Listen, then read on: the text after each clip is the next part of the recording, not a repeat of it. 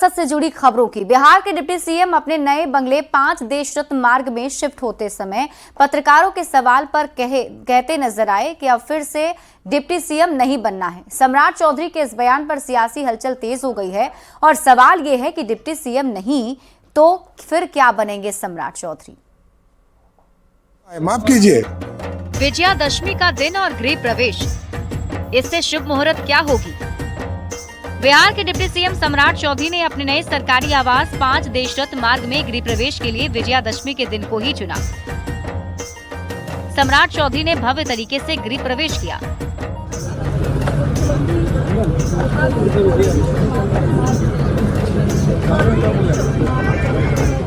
लेकिन नए बंगले में शिफ्ट होते ही सम्राट चौधरी ने एक बड़ा बयान दे दिया। पत्रकारों के एक सवाल पर सम्राट चौधरी ने कहा कि माफ कीजिए, अब फिर से डिप्टी सीएम नहीं बनना है। दोबारा डिप्टी सीएम बन पाइए क्योंकि चर्चा नहीं बनना है भाई, नहीं बनना है, माफ कीजिए। सम्राट चौधरी के इस बयान पर सियासी हलचल तेज हो गई और सवाल उठने लगा कि डिप्टी सीएम नहीं तो फिर क्या बनेंगे सम्राट। अब इस सवाल का जवाब तो सम्राट चौधरी ही दे पाएंगे कि वो क्या बनना चाहते हैं। लेकिन सम्राट चौधरी से सवाल क्या हुआ था वो हम आपको बता देते हैं। दरअसल 5 देश रत्न मार्ग बंगले को लेकर बिहार की राजधानी पटना में कई तरह के किस्से और कहानियां सुनाई जाती हैं। चूँकि 2015 से अब तक इस बंगले में रहने वाला कोई भी डिप्टी सीएम अपना कार्यकाल पूरा नहीं कर सका, चाहे वो सुशील मोदी हो, तेजस्वी यादव हो या फिर तारकिशोर प्रसाद। यही वजह है कि गृह प्रवेश के समय पत्रकारों ने सम्राट चौधरी से पूछा कि कोई भी डिप्टी सीएम इस बंगले में रहकर अपना कार्यकाल पूरा नहीं कर पाया, तो सम्राट चौधरी ने कहा कि माफ कीजिए, अब फिर से डिप्टी सीएम नहीं बनना है। क्या जाता है कि जो भी इस बंगले में आते हैं, अरे बंगला कभी डिस्प्यूटेड नहीं होता है, लोग डिस्प्यूटेड होते हैं। बिहार की जनता बिहार की विकास चाहती है। दोबारा डिप्टी सीएम बन पाइए क्योंकि चर्चा नहीं बनना है भाई, नहीं बनना है, माफ कीजिए।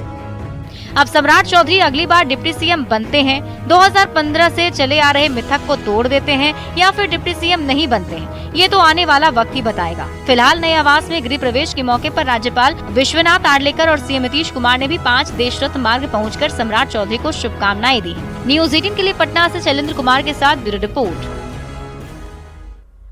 गिरिराज सिंह की यात्रा पर बिहार का सियासी माहौल गर्म है। गिरिराज सिंह ने पलटवार करते हुए कहा कि बिहार में सभी राजनीतिक दल यात्रा पर निकलते हैं लेकिन कोई विरोध नहीं करता, फिर उनकी यात्रा पर लोगों का पेट क्यों दर्द हो रहा है। तेजस्वी जी अपने वोट बैंक को एक करने के लिए, मुसलमानों को, यादवों को एक करने के लिए निकल रहे हैं, कोई पेट में दर्द नहीं हुआ। बिहार में अगले साल विधानसभा का चुनाव है। चुनाव में भले ही 1 साल से ज्यादा का समय हो, नेताओं ने मुद्दों और यात्रा के जरिए माहौल बनाना और अपने अपने वोटरों की गोलबंदी करना अभी से शुरू कर दिया है। 16 अक्टूबर से तेजस्वी यादव की यात्रा का दूसरा चरण शुरू हो रहा है। लेकिन बिहार में इस समय सबसे ज्यादा चर्चा बीजेपी के फायर ब्रांड नेता गिरिराज सिंह की यात्रा की हो रही है, जिसे नाम दिया गया है हिंदू स्वाभिमान यात्रा। गिरिराज की यात्रा पर बिहार का सियासी माहौल गर्म है।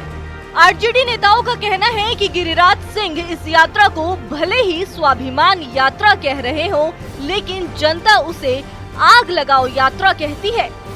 अब वो यात्रा पर निकल रहे हैं, उसको विधिवत रूप से आग लगाओ यात्रा हम कह सकते हैं, इससे ज्यादा और कुछ नहीं है। केंद्रीय मंत्री गिरिराज सिंह ने अपनी यात्रा पर विपक्षी दलों के विरोध पर पलटवार किया है। उन्होंने कहा कि बिहार में सभी राजनीतिक दल यात्रा पर निकलते हैं लेकिन कोई विरोध नहीं करता, लेकिन वो हिंदुओं को जगाने निकले हैं तो लोगों के पेट में मरोड़ होने लगा है। तेजस्वी जी अपने वोट बैंक को एक करने के लिए, मुसलमानों को, यादवों को एक करने के लिए निकल रहे हैं, कोई पेट में दर्द नहीं हुआ। गिरिराज सिंह का दावा है कि वो बांग्लादेश में हिंदुओं पर हुए अत्याचार की वजह से यात्रा निकाल रहे हैं और उनका मकसद हिंदू समाज को संगठित करना है और मंत्र है संगठित हिंदू सुरक्षित हिंदू।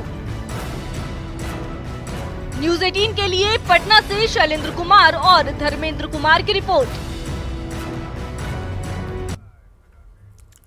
और देखिए, आज पटना के गांधी मैदान में रावण दहन कार्यक्रम आयोजित किया गया था, जिसे देखने के लिए बहुत सारी संख्या में लोग पहुंचे थे। अब पटना के गांधी मैदान में रावण वध कार्यक्रम समाप्त होने के बाद कोई अप्रिय घटना ना हो, इसको लेकर खुद जिलाधिकारी, एसएसपी और नगर आयुक्त ने कंट्रोल रूम से भीड़ नियंत्रण पर नजर बनाए रखा। कार्यक्रम के समापन तक भीड़ नियंत्रण में सहूलियत को लेकर सीसीटीवी कैमरे के जरिए नजर रखी गई थी। अधिकारियों की माने तो गांधी मैदान में इस बार 1 लाख की भीड़ जुटी थी। और ये तस्वीर हम आपको दिखा रहे हैं कंट्रोल रूम की, जिसके जरिए देखिए जो अधिकारी हैं वो यहाँ पर मौजूद थे और सीसीटीवी कैमरे के जरिए नजर बनाए हुए थे। क्योंकि इस बार जो तस्वीरें आपको न्यूज़ 18 बिहार झारखंड ने पहले दिखाई भी पटना के गांधी मैदान की, जो अपने आप में अलग तस्वीर थी, अद्भुत तस्वीर थी। क्योंकि रावण दहन कार्यक्रम देखने के लिए लाखों की संख्या में श्रद्धालु पहुंचे हुए थे। कई सारे लोग थे जो अलग अलग जिलों से बिहार के पटना पहुंचे थे।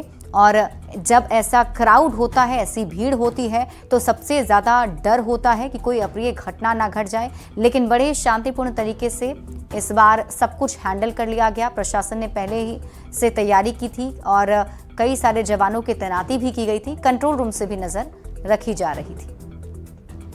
पटना के गांधी मैदान में रावण वध कार्यक्रम समाप्त हो चुका है, बावजूद अभी लोगों के निकलने का सिलसिला लगातार जारी है। ऐसे में जिलाधिकारी पटना और एसएसपी खुद देख सकते हैं कि अभी कंट्रोल रूम में, जो अस्थायी कंट्रोल रूम बनाया गया है गांधी मैदान में, गेट नंबर 1 पर लगातार नजर बनाए हुए हैं और सभी गतिविधियों से लगातार वाकिफ हो रहे हैं। क्योंकि जो भीड़ है उसे स्मूथली बाहर निकलना है। अपील भी की जा रही है तमाम जगहों पर लाउड स्पीकर के जरिए। इसके साथ साथ खुद जो वरीय अधिकारी हैं वो किस प्रकार से स्क्रीन के जरिए देख सकते हैं कि नज़र बनाए हुए हैं। तमाम अधिकारी लगातार दिन रात एक करके गांधी मैदान पर नज़र बनाए हुए थे और जायजा ले रहे थे। नतीजा कार्यक्रम संपन्न हुआ है, बावजूद धीरे धीरे लोगों के बाहर निकलने का जो रवानगी का सिलसिला है वो जारी है। ऐसे में जिलाधिकारी हो, एसएसपी हो या नगर आयुक्त हैं, वो नज़र बनाए हुए हैं ताकि किसी प्रकार की कोई अप्रिय घटना ना हो।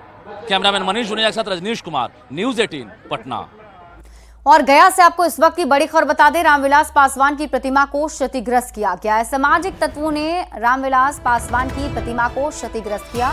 स्थानीय नेताओं ने प्राथमिकी दर्ज करा दी है। अतरी विधानसभा के बथानी टोला में प्रतिमा लगाई गई है और आपको बता दें कि 2 साल पहले ही ये प्रतिमा स्थापित की गई थी। सांसद चिराग पासवान ने ही इस प्रतिमा का अनावरण किया था, जिसकी तस्वीर हम आपको दिखा रहे हैं। और देखिए, इसे क्षतिग्रस्त किया गया है। असामाजिक तत्व हैं जिसकी तरफ से ये कारनामा किया गया है।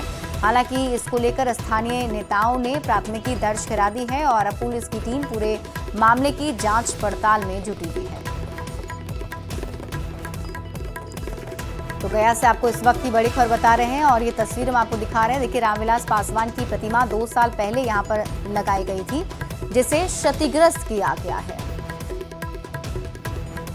और यहाँ रुकने एक छोटे से ब्रेक के लिए जल्द लौटते हैं वापस।